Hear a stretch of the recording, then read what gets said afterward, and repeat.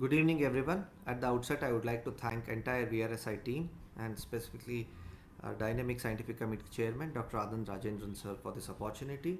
So I'll be presenting cases on neurosensory retinal grafts. So this was a case of persistent MAC hole where the ILM peeling was done before and it failed. So the patient was referred to our institute. So the only option left to me was to go ahead with the neurosensory graft technique. So after cauterizing it well, I usually use a 42 gauge needle to create a bleb so that I should not damage the choroid or the RPE. And bimanually, I try to cut this retinal graft and then place it over the MAC hole and then slowly inject PFO over the MAC hole. Now you can see the graft placed over the hole well, lasering the primary site where the tissue was taken, and you can now see with the IOCT the graft placement placed well. Careful fluid air exchange was done and silicone oil was injected, and the patient improved to 6 by 36 from 3 by 60. So this is another case of large MAC hole of more than 1076 microns. Here again I went ahead and tried to cauterize the area where I have to take the graft, and again you can see the nice blister coming out here, and bimanual technique using the forceps in left hand and the curved scissors in the right hand. I placed it over the MAC hole, injected PFO. Sometimes these retinal grafts can get attached to the forceps and it gets slipped. So I re-grasped it, removed the PFO, and in the second attempt I could place it over the MAC hole. Then I thought everything was done. Let me laser the primary site area, and but now you can see the graft moving slightly here and there. I brought it again over the hole, and when I was doing a fluid air exchange and removing the total fluid over the posterior pole of the graft area, I could see this graft dancing here and there. I thought something is not right, and I could see some vitreous strands there. So the PVD was not completely induced, so I held the graft in the left hand and finally induced the PVD with a cutter. And now we can see after inducing PVD it was sitting out pretty well. Fluid air exchange was done. Now we don't see the graft moving at all, and silicone oil was injected, and it has a very good MAC hole closure with 3 lines of improvement. So this is the another case of traumatic MAC hole where the basal diameter was 1800 micron and minimum linear diameter was 1500 micron. So after inducing PVD, I cut the retinal graft and placed it over the MAC hole because the hole size itself was around 1600 micron, and PFO was injected over it, and with the help of the forceps I tried to place it. I centered the graft on the MAC hole, and we can see good anatomical closure, and the patient had 1 line vision improvement in this case. This is the another case where it was primarily the MAC hole RD, but MAC hole didn't close in spite of doing the extensive ILM peeling. So I had to remove the silicone oil and then again repeat the same procedure where placing the graft over the MAC hole and putting a PFO and slowly sliding it over the MAC hole. Fluid air exchange. Now you see sometimes if we try to do it more faster, the graft can move into the cutter. So judicious fluid air exchange is very essential in this graft, and while placing it we have to allow the silicone oil to fall over it, and we can see the nice graft closure, and the patient had 3 line vision improvement. And this is operated very recently, where the patient had ILM peeling done before, but it caused MAC hole later on. And now you can see I just slided it under the PFO. So now we can see in the post-op the graft settling well and getting integrated into the retinal tissue. And this is my last case. This is a case of primary PDR. It was a simple case, but over 8 to 10 months, the patient developed secondary hole because of the reproliferation. After initial surgery, the patient had 6/9 vision improvement, but because of pandemic, he did not come back. His vision dropped to 660. And we could see the reproliferation of the membranes here, probably was cause of the MAC hole. And I had a small bleeder there. Probably if I had cut it or with a cutter or with the scissors, that would have been better. But nevertheless, I went ahead and put a PFO to stop the bleeding, and I chose the site where there is less blood vessels,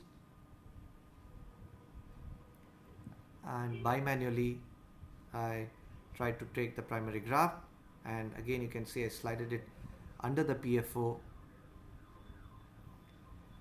But here the blood was a little bit messier here, but I was happy because some authors have even described the autologous blood transplant for the closure of the MAC hole, and here the graft was sticking well, probably because of that blood clot. And to my surprise, the patient actually improved to 6/9. He's a one-eyed patient and he's very happy. This is the final fundus picture. Thank you very much.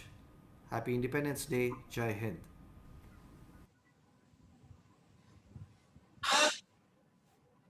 Thank you, Srinivas. Lovely set of cases. These are really challenging cases. My Dr. Steve Charles, your thoughts on this? You also do neurosensory grafts. What are your thoughts on this technique? I've done 70 cases. We learned this, of course, from Tamir Mahmood. There's a couple of things I would do differently than the technique that was shown. One, I never use diathermy around the donor site because that means the rim of tissue you're transplanting is necrotic. So I only would use point diathermy. Try to pick a place where, as he said, with no vessels, but then do point diathermy if say 1 or 2 vessels cross it, but not a ring of diathermy around it. I make the bleb at the donor site with viscoelastic because then it's sustainable and you don't need to use bimanual technique. And then I put the PFO in and I cut the graft almost completely with a little tab left. Then I put the PFO in and I've dragged this over under the PFO. So I never have all that dislocation problem you saw on the other slides. And then I never exchange for oil. Oil has a very low oxygen extraction ratio, whereas PFO carries more oxygen, 3 times more oxygen than hemoglobin. So I leave the PFO in for a week. Tamir Mahmood, Barbara Parolini, and Ken Donoso and others that are part of our art study group have all converted to my method of leaving the PFO in for a week instead of exchanging for oil, so that you then oxygenate the graft from its anterior surface, not just from the chorocapillaris. Can I ask you a question, Dr. Charles? What is the location of your graft harvest? Is it so much posterior or is it a little more anterior? As posterior as possible, because I want some cone or photopic content from a cellular perspective. Tamir Mahmood's original idea was to get it peripherally, thinking that Mueller cells were retinal progenitor cells. That's only true in fish, has not been shown in mammalians. So I don't buy the Mueller cell retinal progenitor cell context. So I want posterior. Now, one of my best cases ever is actually a lady that was originally from India that had a confluent PRP in both eyes all the way to the arcades. And she had a 4,000 micron macular hole in one eye and 3,000 in the other eye. And I transplanted immediately temporal from the macula. So it looks like a double barrel macula. Outcome 20/60 in one eye, 20/80 in the other eye. That's a very interesting thought, really.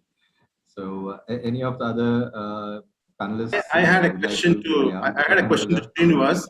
When you're transplanting the graft, is it important to maintain the size, the side, upside down, or do you make sure that you keep the photoreceptor polarity intact? Of course, it's important. If you see in my initial, when I was doing the surgery, I used to inject PFO on it.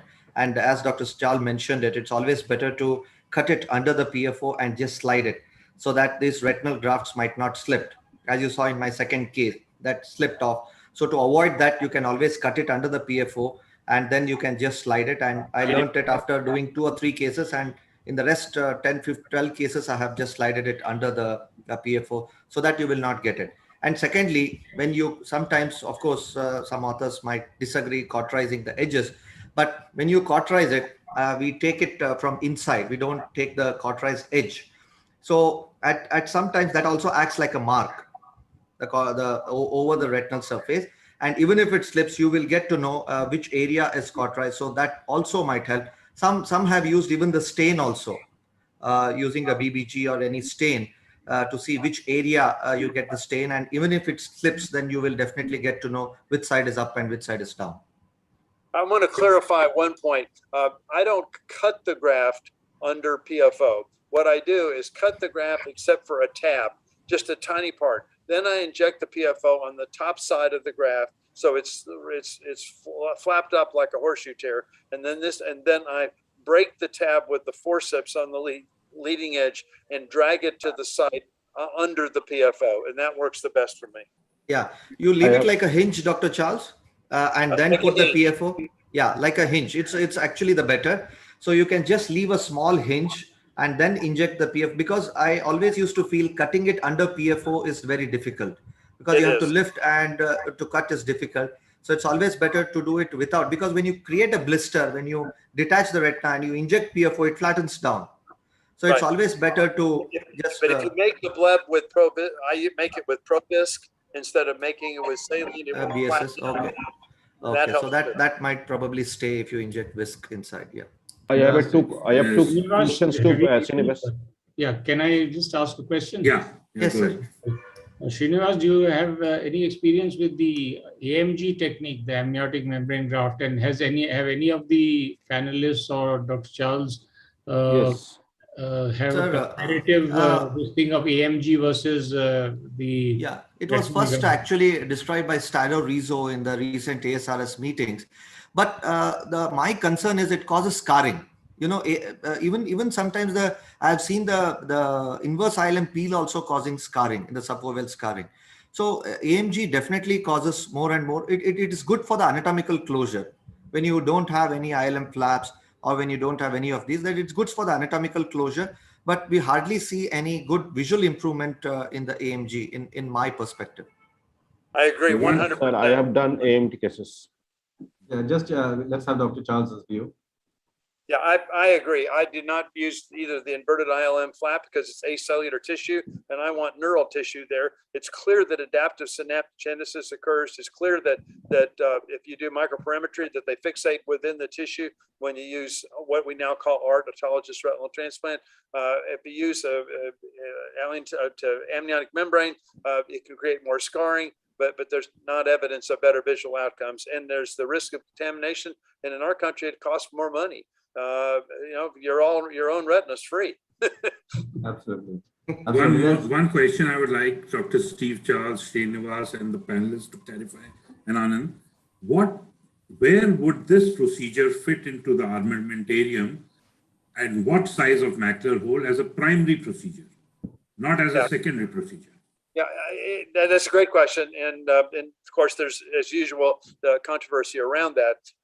The paper from England, from the National Health Service, from David Steele and others, and from Scotland, showing that wide ILM peeling all the way to the arcades works quite well. And I certainly agree with that. So that can be used up to, say, 700 microns or so. But once you get beyond, say, 700, 750 microns, then I'm going to the macular patch graft, which now Tamara Mahmood and our study group calls ART for autologous retinal transplant. We always called it the macular patch graft early on. Yeah, I also agree. This is something which we should probably leave it to refractory macular holes or very extraordinarily large size macular holes. I would say even beyond 1,000 microns. Exactly. To that extent, there's another question from the audience. How would you size your grafts? Would you place it right exactly over that? or a little larger. My feeling is a little larger because it's tend to shrink. So Dr. Charles, your 100%. You must make it larger. They absolutely shrink. This idea of using a tree fine of some type and trying to cut it exactly to fit is a mistake. It will shrink and you'll have a gap around it. If you're going to achieve adaptive synaptogenesis, you've got to have overlap because of the shrinkage. No question. I totally agree, because it's always better to have at least 500 microns larger than the Mach hole size. So the only challenge is to accurately measure it, although the tree fines actually does it. But the disadvantage with the tree fine, as beautifully shown by Dr. Rupakanti Biswas, is you need a 20 gauge entry into that. That's the only larger entry you have to do with a tree fine. We don't get it with a 25 gauge. So that's the only challenge. Otherwise, if you have the exact measuring, it's well and good. But I always prefer to have a little larger, not very large, a little larger. As you rightly said, it definitely shrinks. terrific. I have a question. I have a question to Dr. Yeah. Srinivas. That Absolutely. Last question, we're kind of running question, behind. yes. Yeah. like, have you ever used the gas, or in all cases, silicon oil? Sir, very good question. Actually, I prefer more of gas than oil. But once it so happened that the patient did not position properly, and the next day when I saw it, it had slipped off. So in those cases who are not very compliant on positioning, because positioning is very key. If he is compliant, then if he's compliant, then you can go ahead with the gas, sir. yes. Okay. So we are absolutely out of time. Sorry, one quick comment by Dr. Charles. I was just going to Please. say the medium-term PFO solves that problem. You got to go back in a week or 2 weeks actually and take it out, but it works every time and they never slip, and it oxygenates the graft from day one. Yeah, I agree. But the only thing is slightly expensive in India, Dr. Charles. So the economic concerns of the patients is also important sometimes. Sure. Thank you, Srinivas. Thank you, everybody, for wonderful